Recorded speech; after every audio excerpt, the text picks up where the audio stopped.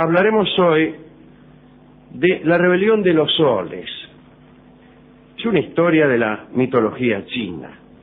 Se dice que en tiempos del emperador Yao, apenas posterior al emperador amarillo, que sería el primero de todos, cuyo carácter mítico es indiscutible, sucedió algo terrible. Tal como sucede en otras mitologías, la figura del sol entre los chinos de aquellos tiempos era antropomórfica, y el sol pensaba, actuaba, seducía, etc.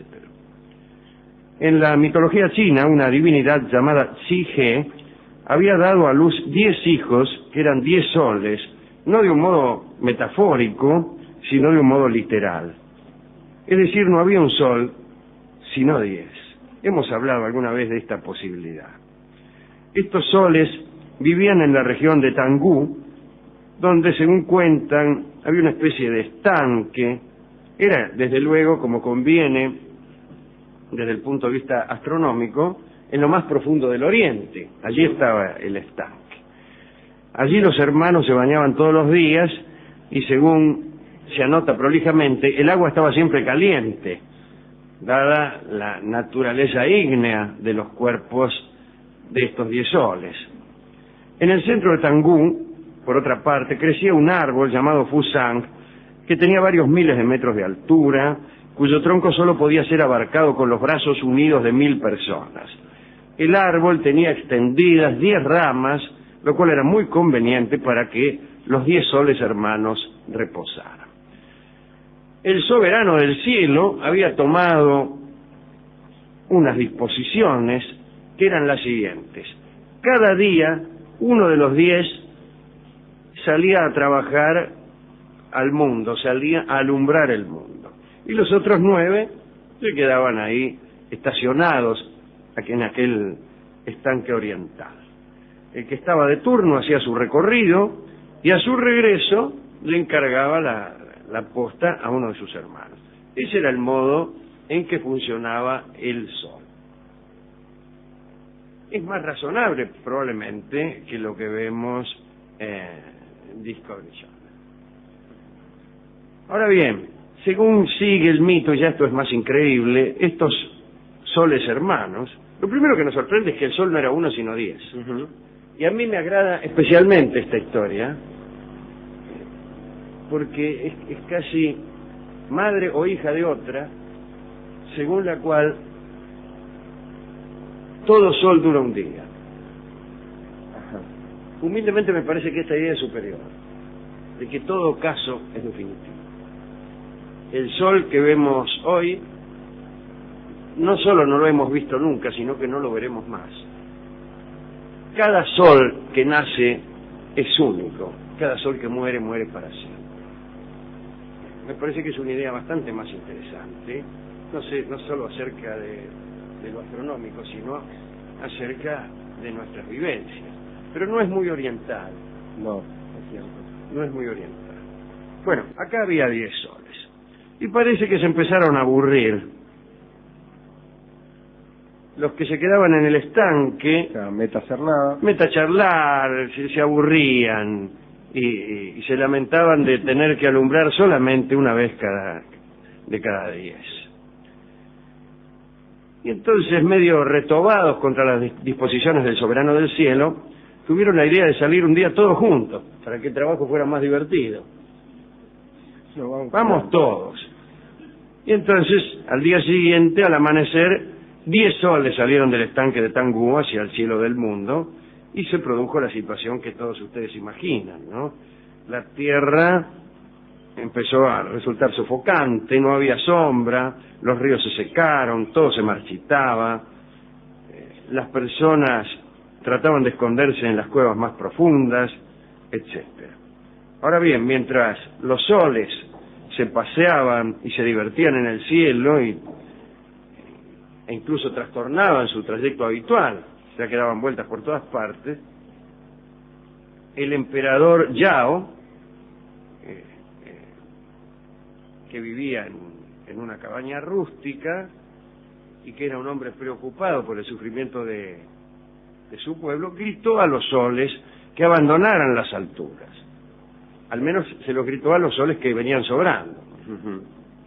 Pero no le dieron bolilla. El que sí lo escuchó fue el soberano del cielo, que decidió ayudar al emperador.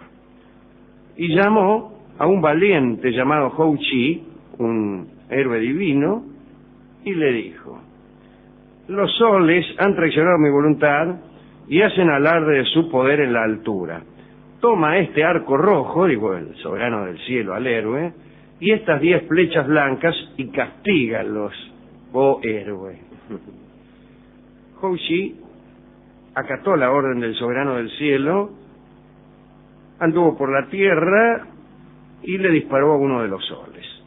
Se escuchó un estruendo espantoso y cayó una bola encendida, tal como conviene a esta historia. El resto de los soles salieron rajando, pero no lograron escaparse. Hou Chi derribó 8 soles más y ya estaba por ensartar al último como churrasco de croto, cuando el emperador Yao, que era justo pero también inteligente, advirtió que este último sol era extraordinariamente útil para todos y que a ese había que dejarlo. El héroe Hou Chi estuvo de acuerdo, guardó sus armas y en el cielo permaneció solo uno de los hermanos, que estaba tan empalidecido por el susto que aquel día fue bastante fresco. Poco a poco la tierra volvió a ser como antes. El héroe Hou Chi quiso regresar a su morada del cielo, pero la gente le pidió que se quedara para festejar la victoria. Y además deseaban que este héroe ayudara a luchar contra otras calamidades que aún existían por ahí. Y así Hou Chi permaneció ahuyentando monstruos y defendiendo a la gente por largo tiempo en la China, donde se convirtió en una especie de Heracles. Hou Chi es el Heracles chino. Hay Heracles en todas partes, incluso en Grecia. Claro. ¿Le gustó este pequeño cuento chino? Me gustó, con el que hemos empezado el programa. A mí me gustó. Pero, insisto, le digo con muchísima humildad, prefiero la otra historia, la de los soles mortales, sucesivos e interminables. Una idea interminables en su desfile, pero todos son otros. Bueno. Cierto es lo que usted dice. Lo contrario del eterno retorno, claro, que es la imposibilidad de ningún retorno jamás. Nada retorno. Nadie ha retornado nunca. Nadie ha regresado nunca, dicen por allí. Bueno, ¿a quién quiere dedicar esto? A los chinos, desde luego. Ajá. Yo tengo 2 dedicándose, Alejandro, que son el emperador Yao, porque me gustan los emperadores que se preocupan por el sufrimiento de su pueblo, y también al soberano del cielo, porque también se ha preocupado, y en estas mitologías que vemos a veces, donde a veces los dioses están tan alejados de lo que pasa acá, tener un soberano del cielo que también se ocupa, y un emperador que se ocupa, es un pueblo con suerte, digamos, ¿no? Es verdad, es verdad.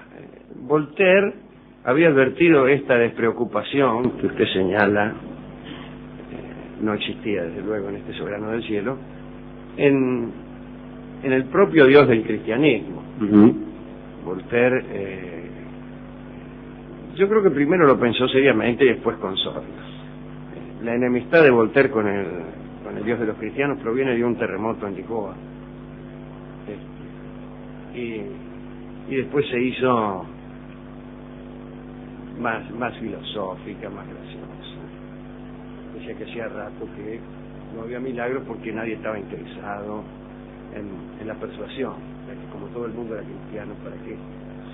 Bien, hemos buscado canciones sobre sol, sobre soles, y hemos encontrado la rumba que se llama Sol Tropical en la versión clásica de Carlos Gardel.